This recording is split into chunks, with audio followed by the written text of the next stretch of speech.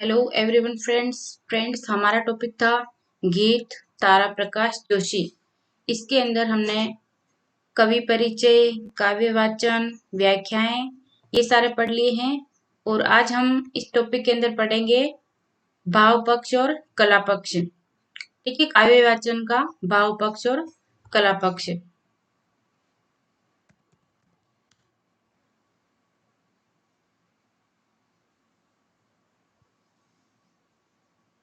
एक मिनट ना।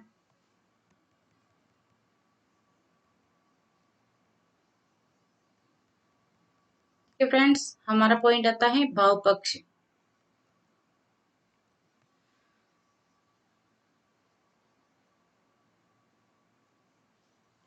तारा प्रकाश जोशी एक सफल गीतकार हैं। गोस्वामी तुलसीदास की तरह इन्होंने स्वांत सुखाय रचना करते हुए भी अपने गीतों के द्वारा मानवीय रागात्मक अनुभूतियों को समाज हिताय प्रस्तुत किया है। इन्होंने गीत विधा में सहजता बनाए रखते हुए भी उसकी गरिमा बनाए रखी है।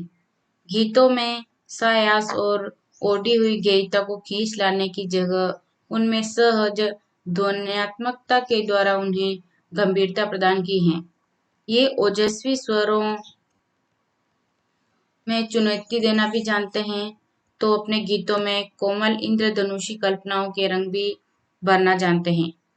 जीवन के समस्त खुरदरेपन, भोंतरेपन के विद्यमान रहते हुए भी आस्था और विश्वास के स्वरों को सदैव मुखरित किए रहते हैं। कहीं इन्होंने राजस्थान में निरंतर पड़ने वाले दुष्कालों यानी अकाल दुष्कालों के सटीक चित्रांकित किए हैं, तो कहीं शाश्वत दर्शन को इन्होंने गीतों का विषय बनाया है।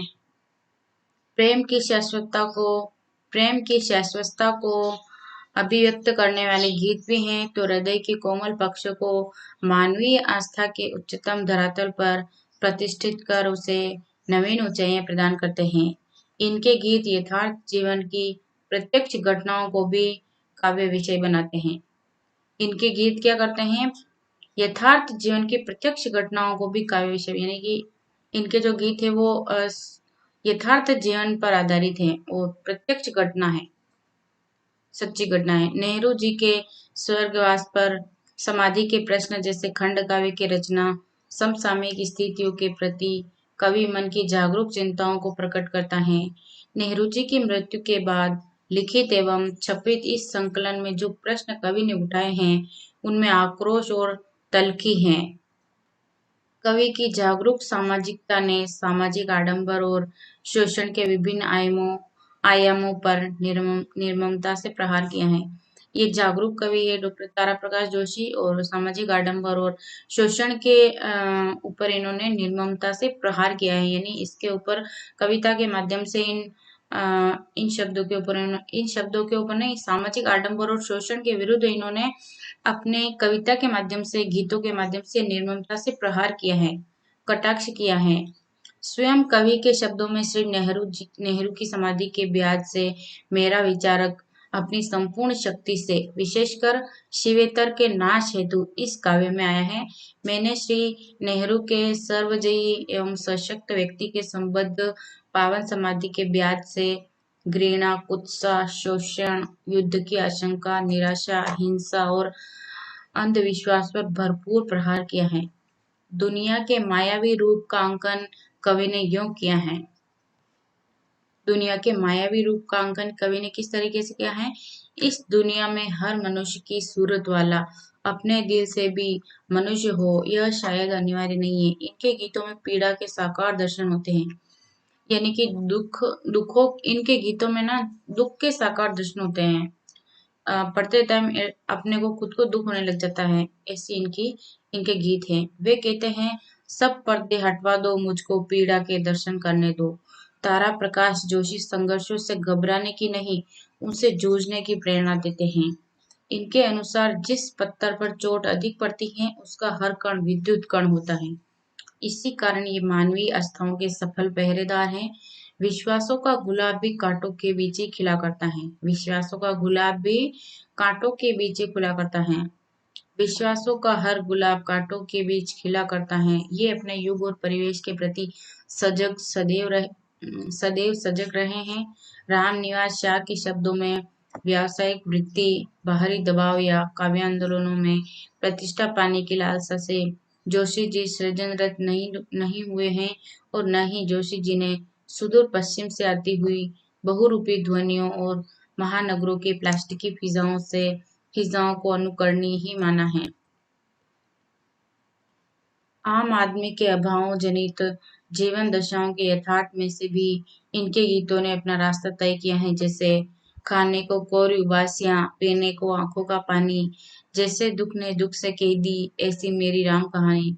इनकी इनके गीतों को पढ़ते ही दुख होने लग जाता है, ऐसे दुखी दुखी गीत इन्होंने लिखे हैं। गीतों में राष्ट्रीय भावनाओं को भी पर्याप्त मात्रा में अभिव्यक्त किया गया है। राष्ट्र के प्रति समर्पित, सीमा की रक्षा के लिए समर्पित सैनिकों के नाम सलाम करते हुए कवि उनका आह्वान करता है कि उन्हें इस देश के लिए पूरी तरह से मर मिट जाना है। मिट्टी का मान और पूजन करना ही कवि का इष्ट है। युगों युगों से मेरे मन में मान बहुत मेरी मिट्टी का, सोने की मूरत हटवा दो, मिट्टी का पूजन करने दो। तो ये था इन गीतों का भाव पक्ष, और हम अब कला पक्ष पढ़ेंगे, संरचना शिल्प। ठीक है। गीति काव्य का स्वरूप। तारा प्रकाश जोशी के गीतों के सफल रचनाकार हैं। तारा प्रकाश जोशी गीतों के सफल रचनाकार हैं। गीतकार तारा प्रकाश जोशी के गीतों के संरचना शिल्प की विशेषताओं को जानने के लिए सर्वप्रथम गीति काव्य के स्वरूप को जान लेना जरूरी है। यानी गीति काव्य का स्वरूप हम पढ़ेंगे। गीति काव्य का स्वरूप कैसा होता है?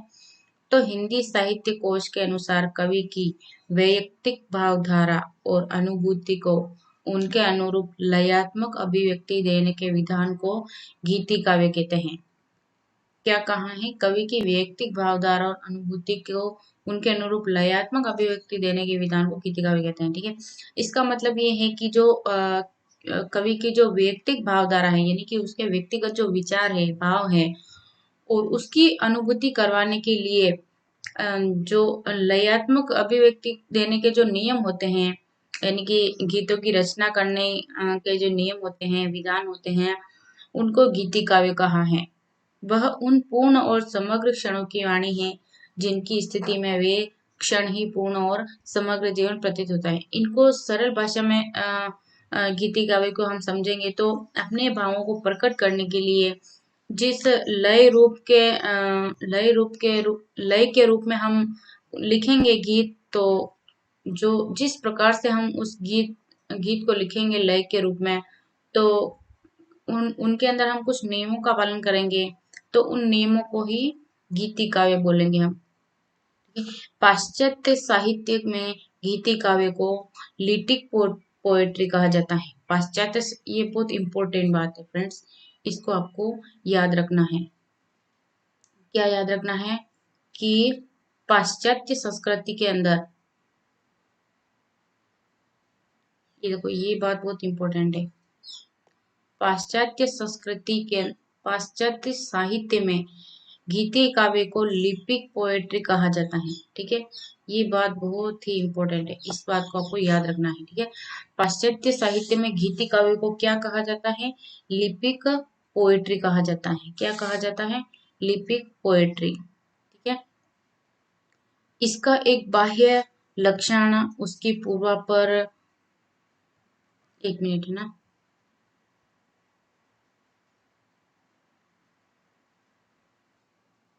इसका एक बाह्य लक्षण उसकी पूर्वापर प्रसंग निरपेक्षता अवश्य है, और इस कारण यह मुक्तक के अंतर्गत आ जाता है। गीति काव्य के स्वरूप को स्पष्ट करने वाले निम्नलिखित तत्व होते हैं।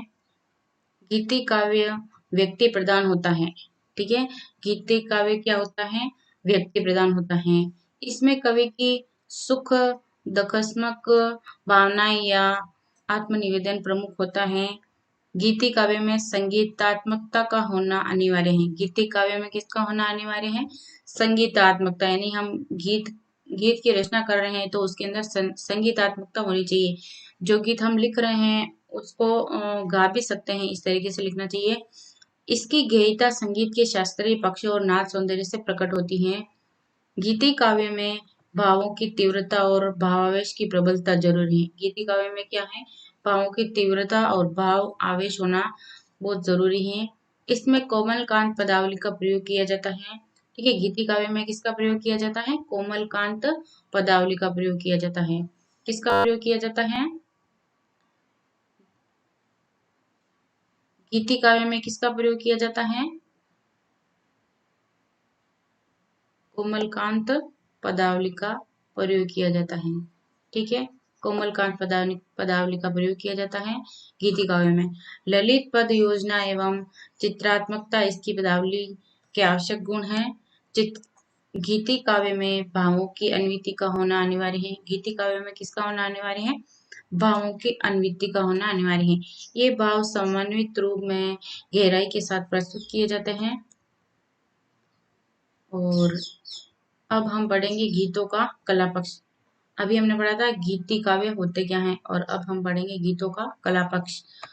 तारा प्रकाश जोशी सफल गीतकार हैं। इनके गीत अपनी गेयता एवं समन्वित रूप में भावों के प्रकाशन में पूर्णतः समर्थ हैं।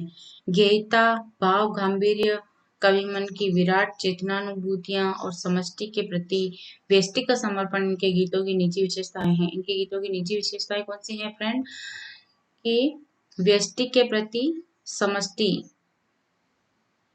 एक मिनट में,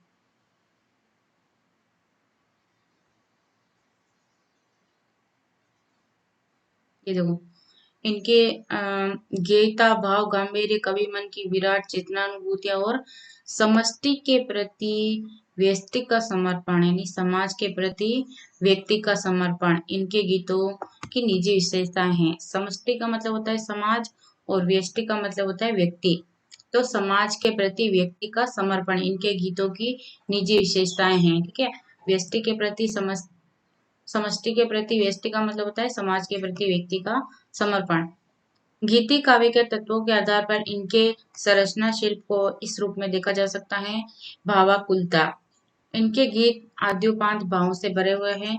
रामनाथ कमलाकर के शब्दों में उनके समवयस्क कवियों की अपेक्षा तारा प्रकाश जोशी में विशेषता यह है कि यहाँ जहाँ अन्य कवियों की उपेक्षा में आधुनिकता के मोह के कारण रस की कमी है, वहाँ जोशी के काव्य में रस की धारा निरंतर प्रवाहमान है। यानी कि तारा प्रकाश जोशी जी के जो गीत हैं, जो काव्य हैं, उसमें रस की धारा निरंतर प्रवाहमान है। ठीक है, लगातार रस की धारा बहती। एक खूबी और भी है, और वह यह कि दर्द उनके काव्य में घनीभूत है। और दूसरी खूबी क्या है तारा प्रकाश जोशी के गीतों में, कि दर्द भरे उनके काव्य हैं। ठीक है, अंतर्वेदना की दृष्टि से उनके गीतों में महादेवी वर्मा जैसे करुणा के दर्शन होते हैं, जो अत्यंत ही मार्मिक है। महादेवी वर्मा के काव्यों में जैसी करुणा के दर्शन हमको होते हैं, वैसे ही इनके काव्यों में भी, इनके गीतों में भी वैसे ही करुणा के दर्शन होते हैं। ठीक है फ्रेंड्स, ये हो गया हमारा कला पक्ष आज के लिए यहीं तक। और इससे पहले भी मैंने वो वीडियो बनाए हैं, और आपने वो नहीं देखा है तो देख लीजिए। और प्लीज फ्रेंड्स, चैनल को सब्सक्राइब जरूर कर लीजिए, क्योंकि आपका एक सब्सक्राइब, एक लाइक और एक शेयर हमारे लिए बहुत मायने रखता है। हमें बहुत मोटिवेशन मिलता है आपके लाइक, शेयर और सब्सक्राइब से, कि हम आपके लिए ऐसे ही नए नए वीडियोस लेकर आए। तो फ्रेंड्स, धन्यवाद।